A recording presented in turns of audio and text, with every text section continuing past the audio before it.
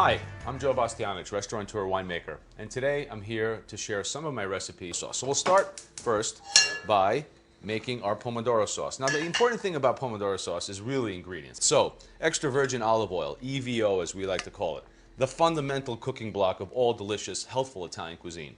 And what's really amazing about extra virgin olive oil is that it's delicious, it's rich, it's satisfying, and believe it or not, it's actually good for you, which in the world of things that are delicious is rare. Second thing, garlic.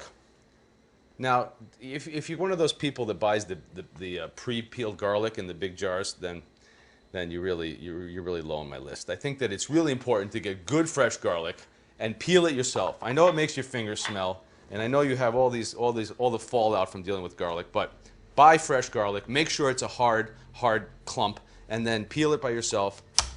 Crush it a little bit like that so you get more of the flavor out. When the oil is hot, which this is just about hot, voila.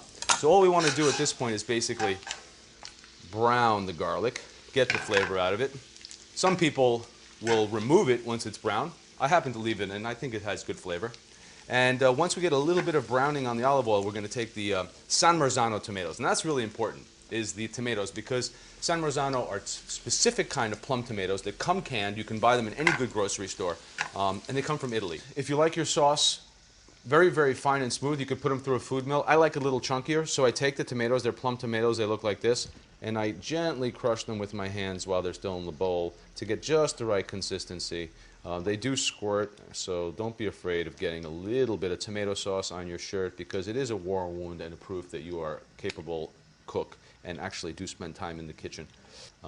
When I'm using it just as a plain condiment for pasta, I'll put some oregano in it like we're going to do today, fresh oregano. Sometimes I just like garlic, salt, and pepper. Fresh oregano is great. You can also use, there's some terrific Sicilian oreganos that you can buy still on the branch at your favorite Italian specialty store. And once we've crushed all the tomatoes, we're going to put them in with the olive oil and garlic, and we're going to have a little splash here.